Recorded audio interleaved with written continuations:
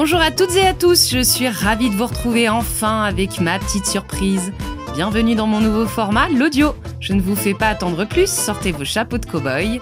Je vous présente Bénis soient les enfants et les bêtes de Glendon Swarthout, petit western nature rating de 173 pages, publié aux éditions Galemaster à 8,70 €.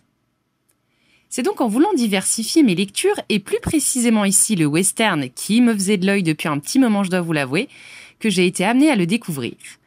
Et même si je n'ai pas tout à fait trouvé ce que j'étais venue chercher, eh bien j'ai fait la connaissance d'une très belle œuvre que je suis vraiment ravie de vous faire découvrir.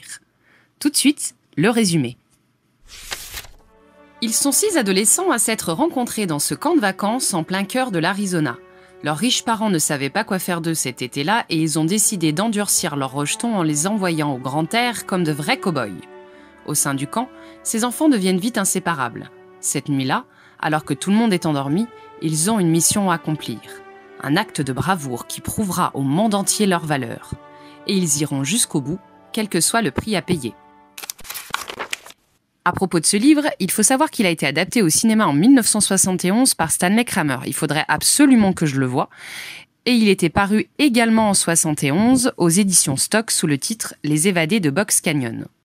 Eh bien, allons-y, parlons de ce que j'en ai pensé. Je tiens à préciser que tout cela n'est que mon avis personnel et qu'il n'engage que moi, évidemment. Commençons par l'histoire. Elle m'a beaucoup touchée. Et nous n'allons pas suivre n'importe quel groupe d'enfants au sein de ce camp compétitif. L'auteur nous fait partir à l'aventure avec les derniers du classement, les plus persécutés surnommés les pisseux. Pour accomplir leur noble mission, ils vont apprendre à braver leur handicap, leur peur, leur faiblesse, et j'en passe, jusqu'au dépassement de soi en faisant preuve de courage. Et quand j'ai découvert en quoi consistait leur noble mission, waouh, j'ai vraiment adoré. J'ai adoré parce qu'elle met en avant leur vision du monde. En plus succinct, c'est un vrai hymne à la vie. Et surtout, leur faiblesse n'existe qu'à travers les yeux du monde dans lequel ils évoluent. Je m'explique.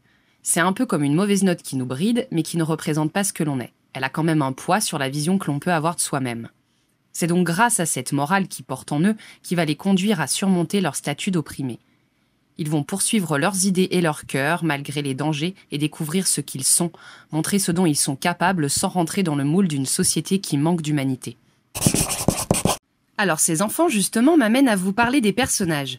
Diversifiés, touchants, des aspérités enrichissantes qui apportent au récit une vraie valeur ajoutée.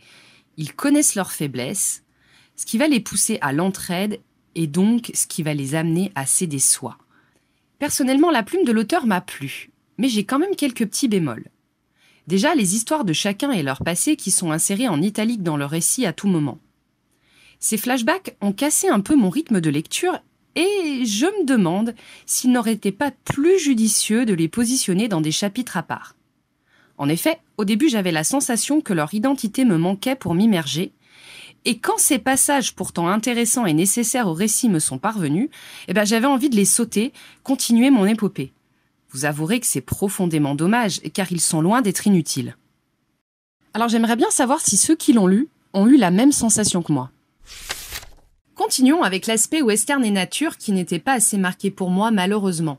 Le côté western semble plus servir de support à l'histoire, rien de dérangeant en soi, sauf si vous le lisez principalement dans cette optique. L'aspect ingénu des personnages et leur mission aurait pu selon moi davantage se servir du western pour cette épopée. Il est surtout mis en avant à la fin, comme pour l'aspect nature. C'est pas comme si sur la 4e de couverture il était vendu comme un nature writing. C'est là où ça me dérange un petit peu. Cependant, la 2e partie nous sert très bien à ce sujet, vous ne serez pas déçus. Mais rappelons que sur un total de 173 pages, je trouve que la moitié seulement, c'est un peu léger pour compenser le reste. Après, comme je vous le disais, je ne suis pas habituée au western. Donc certains d'entre vous ne seront peut-être pas d'accord. N'ayez pas peur de partager votre point de vue. Ça m'intéresse vraiment. On arrive au dernier point, l'aspect qui généralement nous divise le plus. Oui, bien sûr, je parle de la fin. Alors ne vous privez pas de cette œuvre si vous en avez envie, surtout que je ne la regrette absolument pas. Mais j'ai refermé le livre en me disant « Tout ce beau et noble chemin pour ça ?» Alors ok, c'est le parcours qui compte. Mais quand même, pour moi, c'est un peu léger et frustrant. Alors l'avez-vous perçu ainsi également pour ceux qui l'ont lu? Pour moi, il y avait vraiment matière à mieux. Résumons, commençons par les points négatifs. je reviens pas dessus, on vient d'en parler, la fin. Ensuite, les passages en italique qui sont des flashbacks qui ont cassé mon rythme de lecture. Et enfin, l'aspect western et nature qui n'était pas assez marqué en ce qui me concerne. Par contre, les points positifs sont très forts. Les personnages, l'histoire, la morale. Et je suis obligée de saluer aussi le titre que je trouve complètement approprié au récit et aussi la couverture que je trouve très très belle, cet aspect peinture d'ailleurs que les éditions Galmaster savent très très bien faire. En bref, ne le lisez pas pour le western en soi, mais comme une leçon d'humanité qui, malgré les bémols, est puissante et qui va droit au cœur, à mettre entre toutes les mains possédant un brin de sensibilité. Merci à tous d'avoir pris le temps d'écouter ce premier fichier audio. Ça faisait longtemps que je voulais vous proposer ce format. J'ai pris énormément de plaisir à le faire. Alors si vous avez des critiques ou des suggestions, n'hésitez pas à me le dire.